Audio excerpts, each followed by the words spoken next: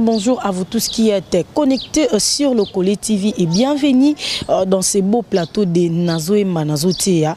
Nazoemba. Cette émission où ils ont mis la bino vraiment bamate ya nini ezalara na banzembo o ba musicien na biso mingi eza chrétien po mate ezarandi na banzembo ba musicien chrétien ba embara nini ba yokisaka biso nini bate ya biso nini est-ce que koyembe ezara penza roté ya bozo découvrir ngo na émission o Nazoemba Nazoemba. J'ai dit un très grand merci à Igo Malila Maboko Tripia Zarana Sima caméra encore et toujours yenanga Toroshi Kata toujours là-haut, là rien à dire. Et un très grand merci à toute l'équipe Lokole TV Europe. Merci à papa Emma Manzambi Motema ya maman Marie Manzambi, la maman des orphelins. Merci na web des web. Bazana ba web mais yoza souka na web. Clément Kipo Motema ya maman Betty Kipo merci na papa Manu Ferraï Motema ya maman Angèle. Je dis comme ça un très grand merci na ba tout ba soutenir annoncer qu'il a qui di boro lembangate tozana bino tozokoba toujours là je vois ma grande sœur ya Kati maman Dorcas Motema ya papa boss de boss oula Boulouzoua Kingoma et un très grand merci à maman Clarisse Niana na Suisse na Lausanne, c'est-à-dire la femme sage bâtit sa maison. Rien à dire. Merci à ma grande sœur chérie Adèle Sassa, Motema ya papa Alain Sassa, Namoni docteur Zeng, Motema ya maman Wendy Doli @msn.com. Oayebi Tiatika Libongo. Merci à mon vieux Lynx Longelo de Bundes, Motema ya maman Pamela, sans oublier Ola ya Thierry Nabiso ya Thierry Masiala na bosante Steve Mafunfu yanga moko na lela bino ya trop wana baza batu o bako soutenir dans sikila kidi bazo tika ngate nazo koba na bango na bosanité. Ma copine chérie Messiane Kalela ya Bakabe ya copine propre ya Francine Ngala Mukonkole na États-Unis et Yokani. Nazoemba Nazotea lelo tozo ya manani tozo ya mba le frère Mike Fleur elongo na etoko sombi kina makanisi na banzembo na akoyesa biso ayemba nini ate ya nini. Sans plus tarder Igo Malela maloba eza mukie musala elega maloba nebele toleka. Sans plus tarder on a pu s'inviter na ngamboti au hasard le frère Mike Fleur. Bonjour papa. Bonjour. Voilà, les téléspectateurs, il y a Nazoemba Nazotea, bazana ici ya Rolanda yo, plutôt les lots, mbala yambo, malobani no bang. Na plus d'abord merci na évangéliste Roger Baka. Oui. L'homme qui nous avons beaucoup d'estime. Et puis je vous remercie. Oui. Nous pendenge ce public se déplacer. On a dit par la mission vraiment et puis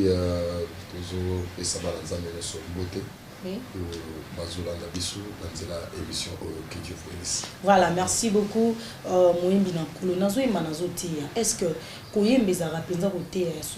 mais oui, chanter c'est prêcher parce que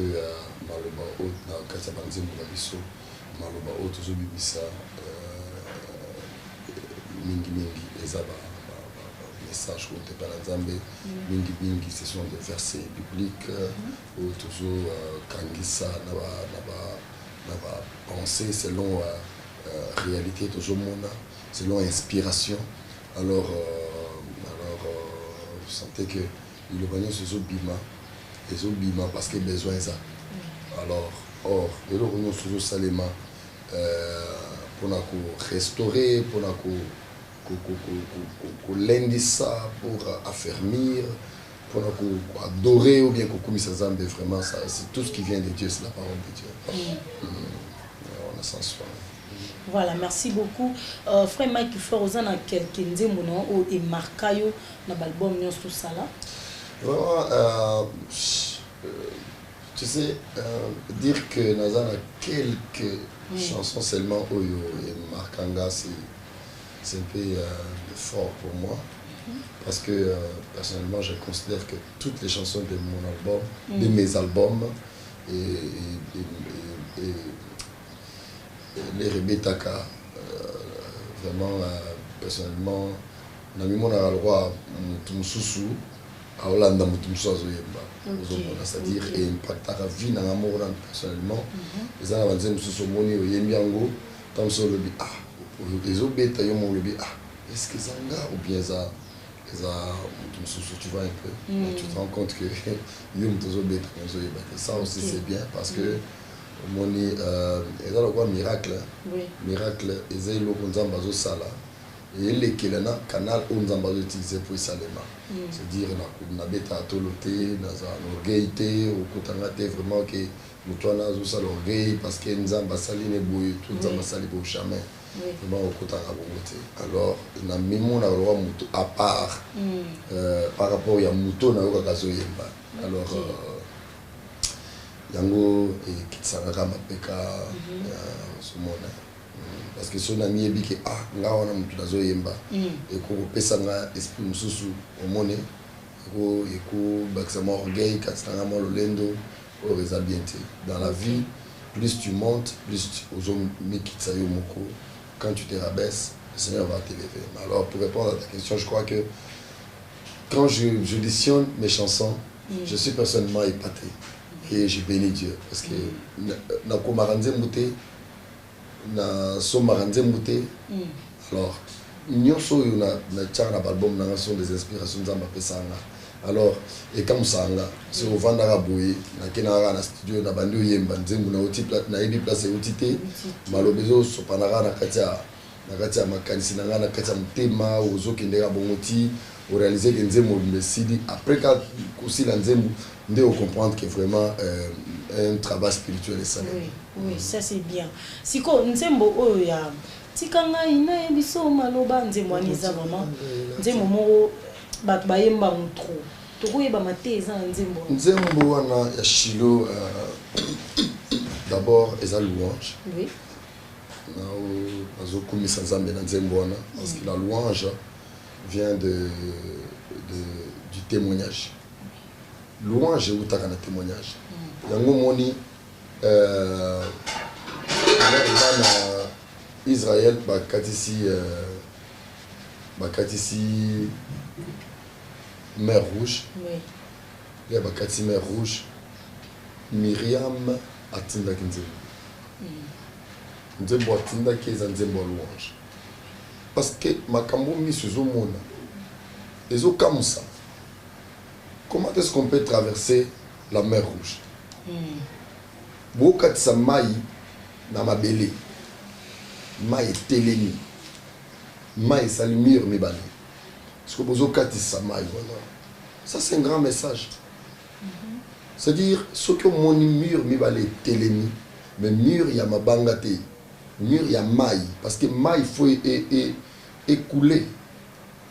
Mai il faut équita. Mais mai telemi et ça m'a raté nzele tika na ratikati. Ça c'est un grand miracle. C'est un grand miracle. C'est surnaturel. C'est pas te vele baza bongote. C'est-à-dire ce qui makambo moko surnaturel et salemi na vie na bango. Bakota na loenge. Olia okumisa nzambe. Ozomona. Élévation, réussite, miracle. Il faut aimer mon monde, la louange.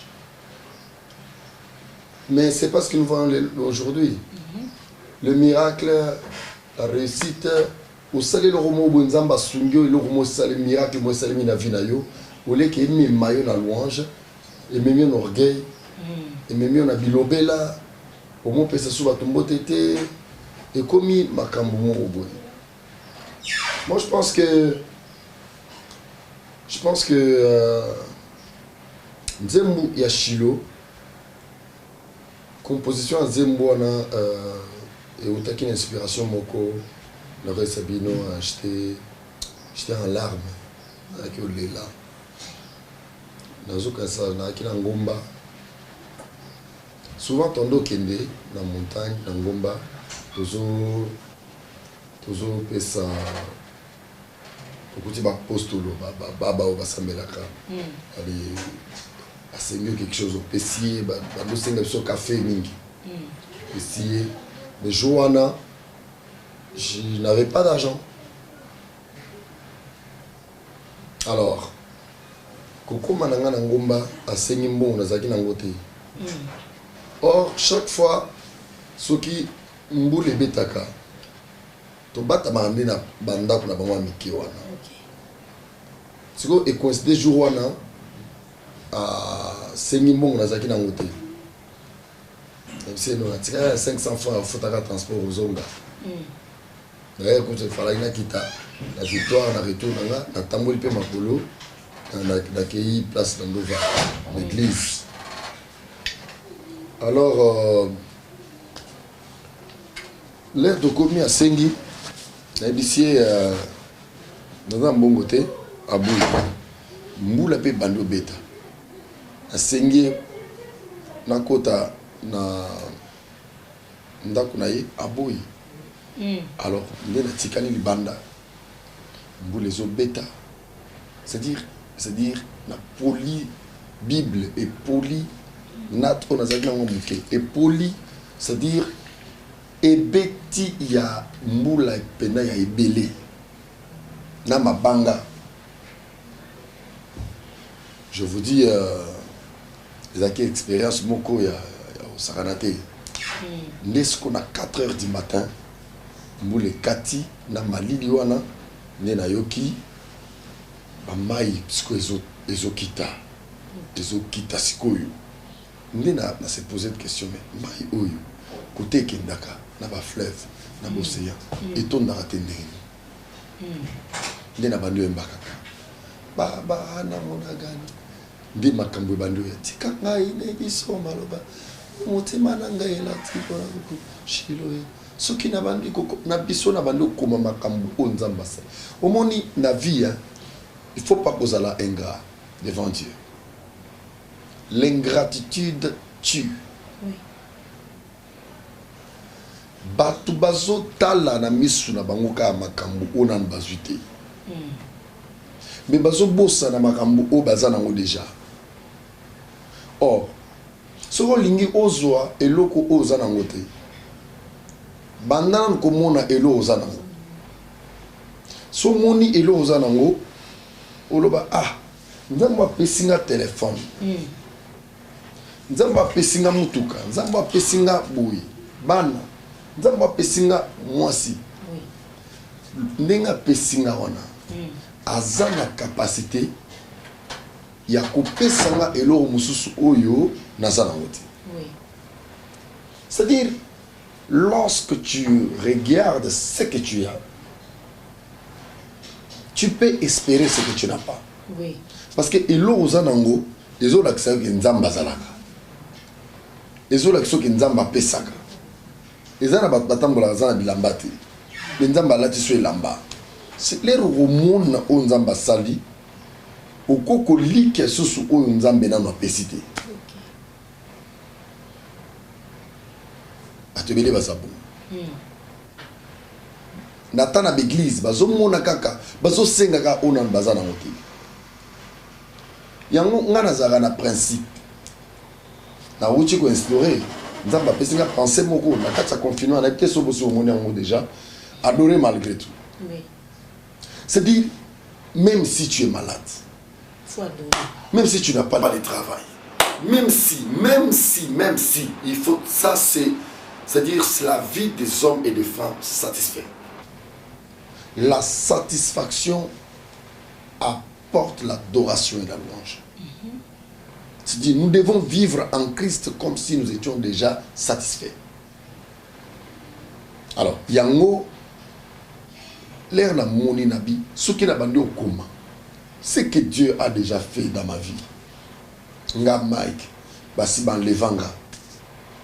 na sina mona na mutuka ba levenga ba bomi mutu na kati ya mutuka wana tour na nge komi babi tozobo mayo sikoyo ba misi ba mbeli tout ça yo so mona na bazo empoignarder mutu zo makila mutu na ezo kitelo na nzoto mais obi ma place wana vivant oko yemba te ndeni ozo mona to kese ni tamsus parcours ya bato ekese mutu so akangami na nzambe parce que ayebi place sauti na nzambe muso ane na témoignage te muso asali parcours na nzambe te muso asouffra te akulinga nzambe makasi te parce que amesala na vie ya facilité aokangama na nzambe te parce que ayebi ke ta mususu na famille na ye aya na mokili akutango ta muso ayebi ke nyonso aza nango lelo azwi yango epa na nzambe te ta muso azwi yango na ndenge moko ya mabe me baoyo bakolinga nzambe kino suka bayebi parcours na bango eza na makambo moko nzambe asacha biso banyongo yake nzambe aboye na kotika ete bazwi mpe na osimbi mbeli tala cicatrice oyo aza nango cicatrice oyo tala cicatrice oyo c'est-à-dire eza loboko esimbi mbeli moto alingi c'est-à-dire abebisa akatanga c'est-à-dire bomoto na nga nasimbi na loboko na bitika na sambela avant liwa na ngana fona sambela yango nazoyebisa ye moto totala la prière est une arme. Sois une femme de prière, sois un homme de prière. Même si le docteur t'a dit qu'il te reste 1 minute de vie, n'accepte pas encore si tu n'as pas encore prié. Même si on t'a dit que ta vie est finie, cette maladie va te tuer, sois une femme, un homme de prière.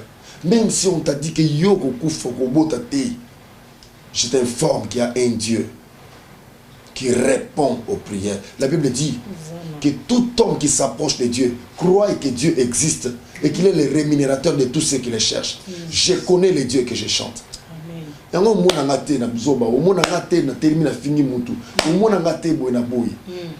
C'est-à-dire, la vie, qu'on envie Moutouté, ou éviter de commis.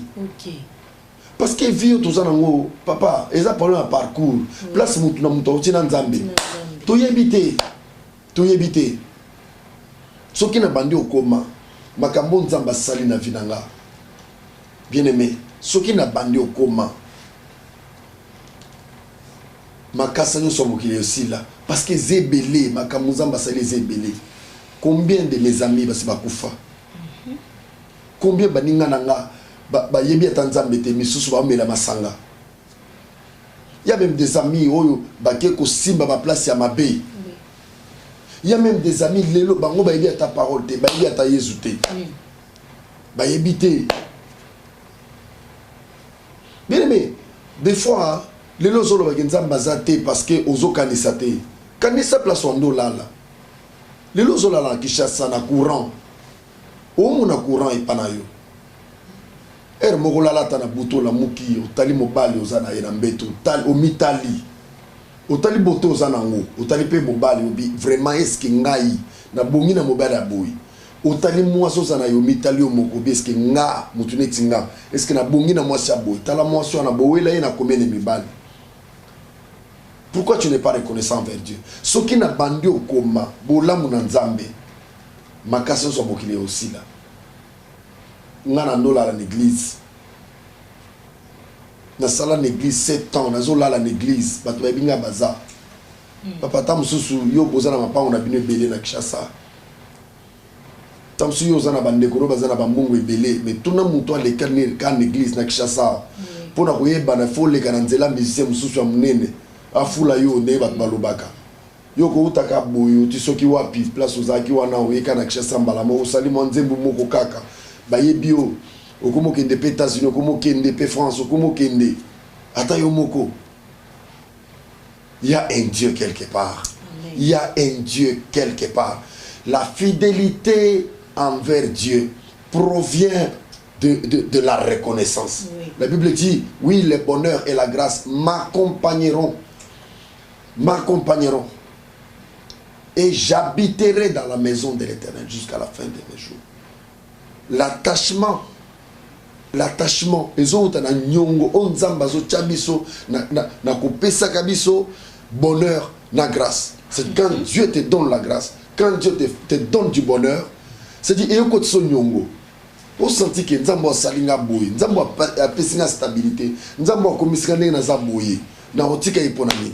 Oui, le bonheur et la grâce m'accompagneront tous les jours. Et j'habiterai dans la maison de l'Éternel jusqu'à la fin de mes jours. C'est-à-dire, je m'attacherai à Dieu jusqu'à la fin de mes jours. Pourquoi? Parce que bonheur na grâce, nzambazo pesanga. Vie éternelle ou nzamba pesiso. Tout fouté là on est. Dieu nous a aimés gratuitement. Dieu nous a donné gratuitement. La valeur de ce qu'on donne dépend de la grandeur de l'amour qu'on a. C'est-à-dire, bolingo nzambe, munene nango, capacité nango, ils ont révélé na les kabo nzamba pesiso. S'il nous a donné Jésus, talaye sozo représenté dans les nzambe. Le fils unique, moi nané moko, nzamba se peli ko bonza, ko pesa mutuana. Zela, avant la sa place où bien aimé, talaka ka Satan. Aweli kiti ya nzambe na lola babenganie na se babenganie na lola a se retrouver à na se mais kiti yango o eza na valeur wana o babengana ki Satan pona yango Yesu sepeli ko telema na kiti wana ko ya tina mokili pona ko ya luka biso le nzamba telema ki na kiti wana pona ko luka yo za na valeur nini pa nzamba ozaki na valeur nini nini ozaki nango okaki ko attirer nzambe vers you parce que ozaki na kati ya masumu.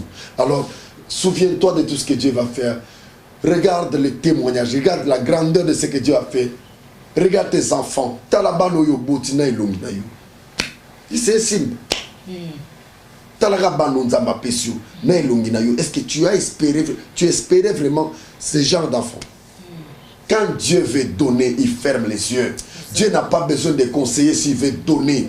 Dieu n'a pas besoin de logique de ce monde pour bénir quelqu'un. Dieu peut te bénir bien aimé dans le Seigneur. Parce que ce que Dieu veut, il le fait. Et ce qu'il fait, il le fait pour sa gloire. Raison pour laquelle apprends à louer Dieu. La reconnaissance appelle encore la bénédiction davantage. Tu vois, c'est-à-dire lorsque tu es reconnaissant envers Dieu, la bénédiction est continuelle dans ta vie. Oui. Ce qui n'a pas dit comment ma casse soit moquée aussi là. Moi c'est les boma. Aboti. Moi c'est les boma. Microbe est en moquille. Mais moi c'est les boma. Libelle d'abord. Ils ont la santé. Mais zo melisa moi na zokola. Moi na kufa na microbe te. Ba yo roboto la moi na zo lingate. L'affection maternelle. L'affection. Azo lingate, baling basal la mona bolam, baling basal les bien, ba garder moi na bien. Biloko ya zolia wana, nde o moi na zolia. Mais moi na zo kufate. Moi na zo kondate. Moi na zo kam nene, azo la na malili. Mi pepenyo zo beta, bepidemi zo souffler. O kota moi na mse pa na bango, bazolia bien. Azo la na mbeto bien. Mais azo konda moi naza bien dit mais moi na muto liboma tala moi na munene bo mais azana salité na nzoto microbe et puis ça munene il y a que Dieu qui peut faire ça bien aimé o kolia biloko ya cherté kaka biloko pamba ya mabe o zolia wana nzamba o peso santé koleka na bato bazolia bien na vie nzamba o peso santé ngana mona bandumba minene miyibi minene kubongo la mitema ko babasala nzambe yo mtozo talanga uzaka ndumbati yo mtozo talanga uzaka ndumbati osaka na msala nzambe osaka na nzambe nzamba longolio na via kindumba apeso libala yo ko finga mobali no ponani yo zaki mwasi abatu ebele yo sozaki mwasi abatu ebele.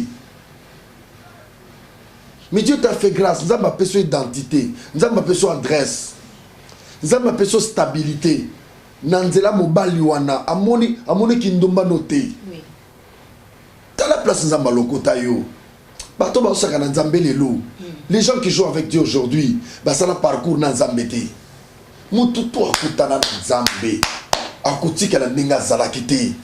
Le changement vient lorsqu'on passe de la croix. Lorsque quelqu'un passe à la croix, lorsque tu rencontres l'œuvre de la croix, tu ne vas pas rester tel que tu étais.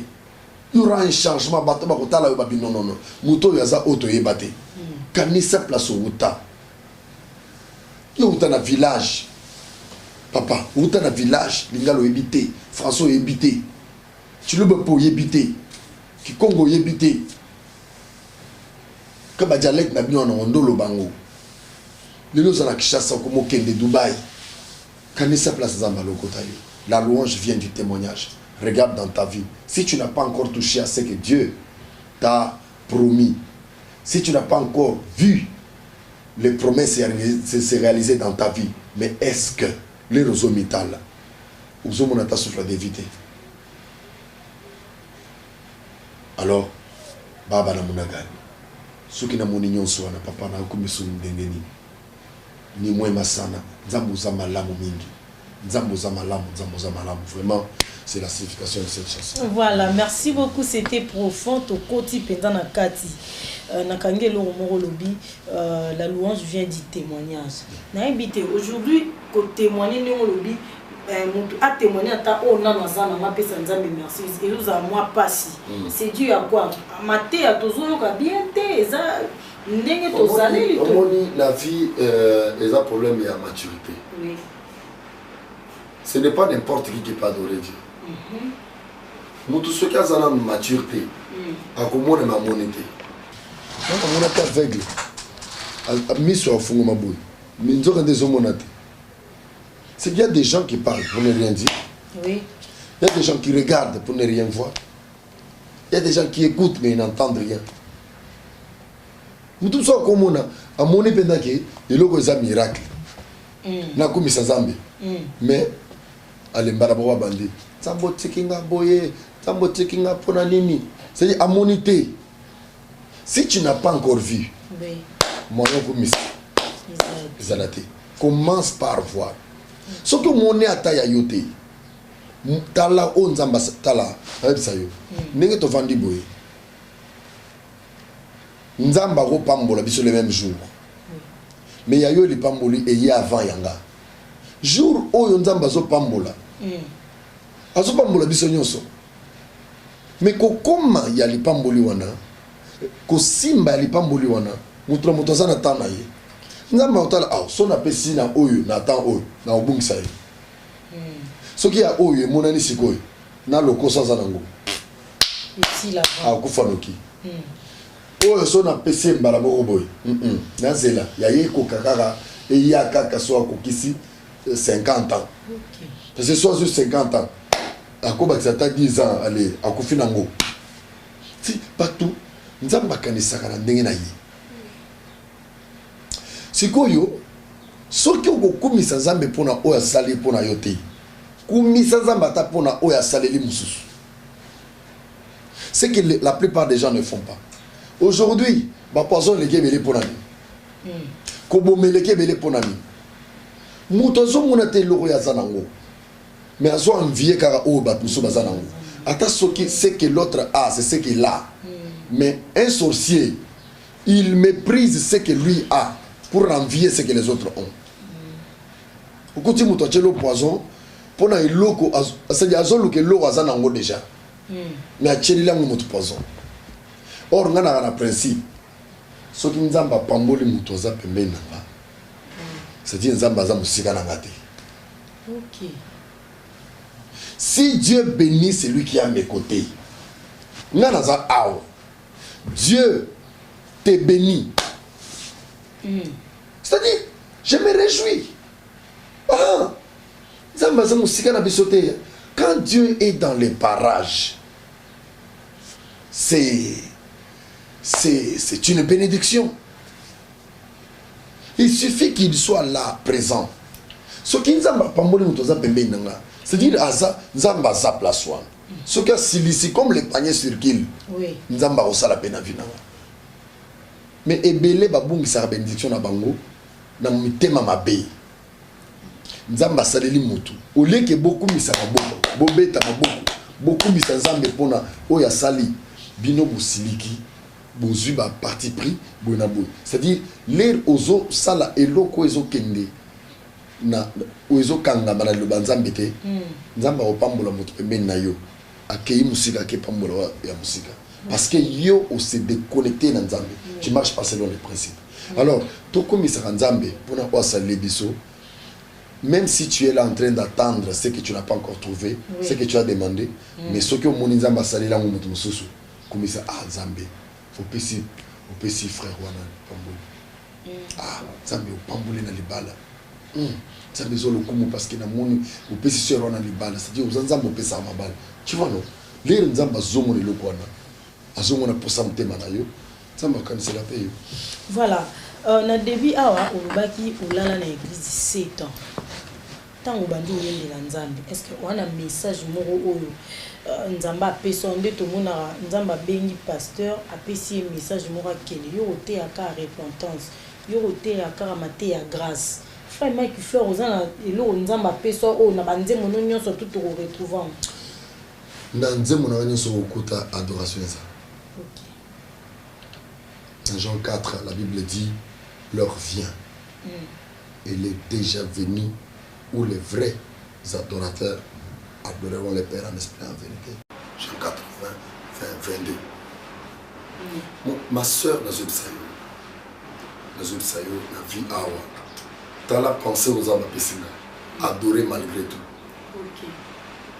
C'est-à-dire ma vie entière, c'est l'adoration.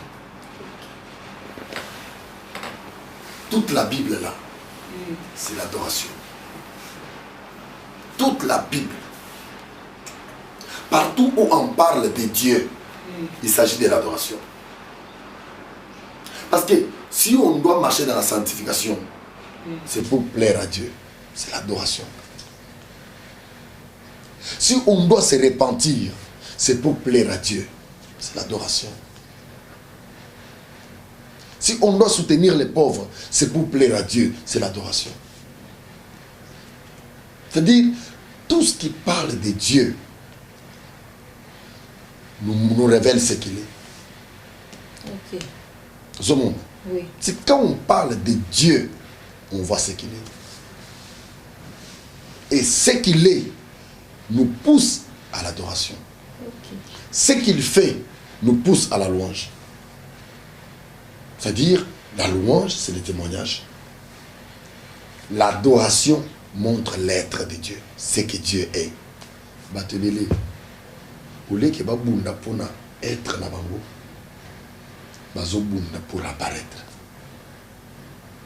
C'est-à-dire, la plupart ya batu. Pour les qui va bunda pour na vendre sa caractère na bango, pour na vendre sa être, l'être touche le caractère. Tu vois? Or, les caractères qui s'imposent apportent la bénédiction. On juge l'homme par rapport à son caractère. Au lieu de lutter pour faire asseoir sa personnalité, la plupart des gens luttent pour apparaître. Or, l'apparition est comme le succès. Oui. Or, l'être est comme la stabilité. Tu peux réussir sans pour autant faire du succès. Mais tu peux faire du succès et ne pas réussir. Ok. Je te dis vrai. Donc tu apparais aujourd'hui, demain tu disparais. Au ça le succès, mais au réussir, succès, ça réussite. Tu peux faire du succès. Aux autres, vu nos mobiles, ça le succès. Au ça le succès, mais aux stabilité. Mais na vie, aux allois mutumo boye banité. Au Gendara goma oso mama desoye na moi. Mais au réussir na vie. Au tongi ba entreprise a miné no komi mutumune. Mon salaire succès té. Mais tu es stable.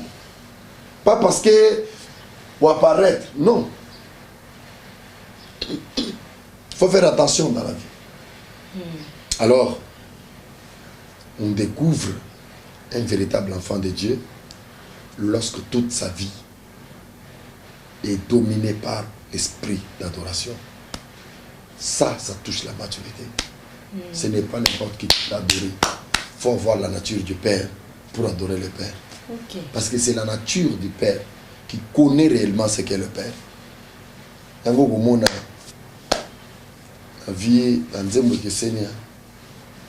Si on doit trop parler de nous-mêmes dans nos chansons, c'est grave. C'est grave. Place à Yesu Zawapi. Ceux qui ont aussi la bleu pour la Sarabatuke, Bisso, Ngaï, Naku, Bokomo, Nangaboui. Bokomo, Namakambu, Naku Salaboui. On ne travaille pas pour Dieu, pour notre apparition.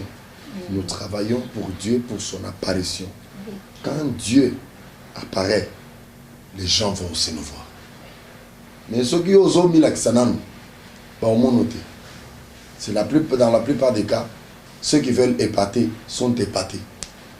Sozo lingara, salamanga, zela, bon zela, dans l'accent bino, ebo, yonde ba l'accent. Alors c'est un peu ça. Voilà, merci beaucoup. Tous la deuxième chanson avant tout Kabwana.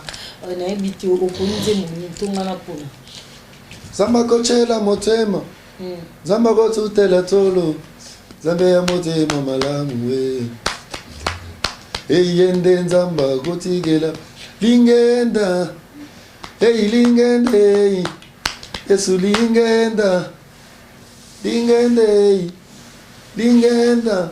Yes, lingende, yeah. Jigombu janji jagututa. Ah non, lingenda, eza jigombu. Zamba lola. Zamba ochela mutema. Namona na vie, papa moko azaki na mbongo bele. Papa na lera kofi, mwasa tikali na bana. Bandi kwa mbali ba bazuma pangu. Bana batikali ba telengana. Classe bana bakotite. Baolo babano wana balé de kona biso na mama bango alors basa vina bango. Ah non. Tu sais que nazo leçon place one. Papa wana tikaki mapango. Atikela ki bana na bande kona yi. Mais va décevoir pas. Ya ona mi nambi nzamba ko chela motema. Na vi ko chela ka motema te. Ata soki maman akokope so chaque jour mais na mutema na ye mutu akotika na ka mutu ata mobali ozolala ne mbetu moko ata mwasi ozolala ne mbetu moko tielaka nzambe motema maman mokili ebe bien. C'est lui qui se confie à l'Éternel sera fermé. C'est lui qui se confie à ses serviteurs réussira. Les principes établis dans la Bible.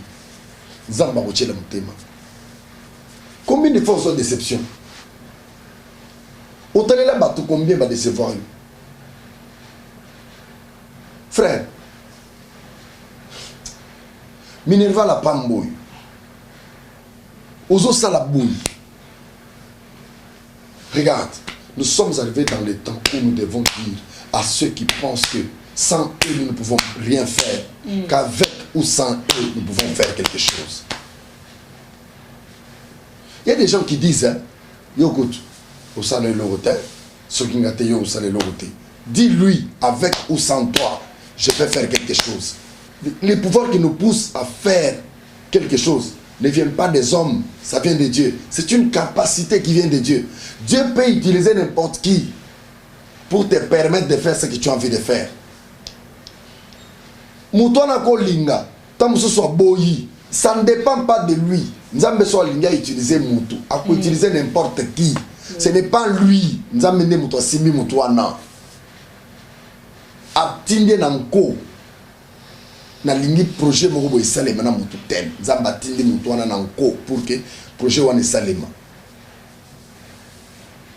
C'est un pouvoir qui vient de Dieu lui-même. Balinga te. Ce qui est à Kuboya, Dieu a la capacité d'utiliser mutu mususu pour que plan ya nzambe ekokisama. nzamba ochela mutema nzamba otutela tolo mais soki oza na nzambe tutatolo soki oza na nzambe otutatolo pona nini pona kolakisa bato ba chaussure otutatolo pona nini kolakisa bato mwasi kolakisa bato mituka eza nini mutu so akufika lelo awa mutuka eza na valeur ni nzambe na kotutela tolo nzamba lola nzamba akomisinga onga naza nzambe oyo apekisa bato mabe basalanga mabe tala bambeli bachuba mutu azole hey ti mutu akati pema yoza wana nzambe wana nzambe akotutela tolo ye yote nzambe akosalela nzombo ndenge balobaka yo ozosala faire pose ozosala kindumba ozotuta tolo mpona kindumba otelemela nzela ozoganga biso nde olata mabe oloba bona bo yo nde spécialiste na kobebisa vi ya basali ya nzambe yo nde spécialiste mais basala nzambe yango mpe nzambe asunga biso nous avons une mission ya koéduquer mission ya kosunga bana nzambe babunga na nzela te nous sommes des vrais modèles. Dieu nous a placés au-dessus des montagnes pour aider les autres. Pour aider les autres. Dans la référence, que Dieu nous aide. Autour de tolo pona nini. Batuta tolo na mabete na mbebate. Yoko tolo bin zamba ko toute la tolo. C'est na tuti tolo na bina zana nzamba makasi. Na zana nzamba solo. Bakumisa banzambe bakufa. Toimena malo tolobi lilite za polele. Lilite za polele.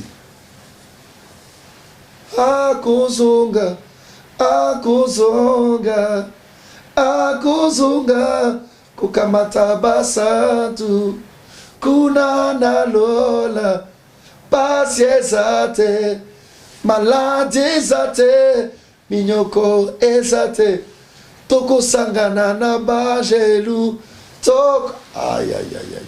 Maman alors joyeux anniversaire. Tokotika mabele oye tikal.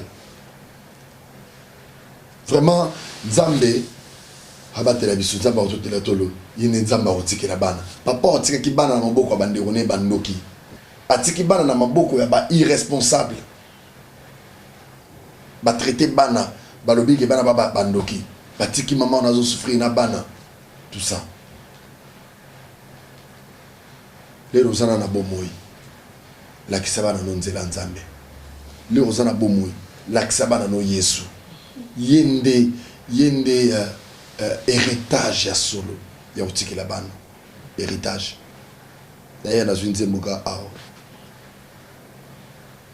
Héritage nanga eza yo Yesu. Héritage nanga ezali yo Yesu. Héritage nanga ezali yo Yesu. Héritage abana nanga ezali yo Yesu. Papa héritage ya mwasi nanga ezali yo Yesu.